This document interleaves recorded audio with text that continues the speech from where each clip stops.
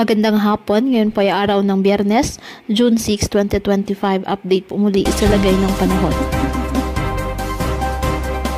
Patuloy po na minomonitor ang binabantayang low pressure area na nasa loob ng Philippine Area of Responsibility.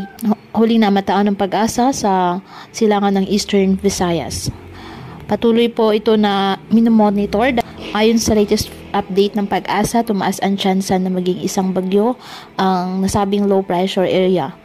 At kung sakali ay papangalan itong bagyong Auring at maging kauna-unahang bagyo ngayong taong 2025. Sa ngayon, ang Metro Manila, Calabarzon, Mimaropa, Western Visayas, Negros Island Region, Zamboanga Peninsula, BRMM at Sac-Surgen. Asahan po ang maulap na kalangitan dyan na may kalat-kalat na mga pag-ulan at thunderstorms dahil po yan sa habagat. Ang Bicol Region, nalalabing bahagi ng Visayas at Mindanao, apektado naman po ng mga kalat-kalat na mga pag-ulan at thunderstorms. Dulot po yan ng trough ng low pressure area.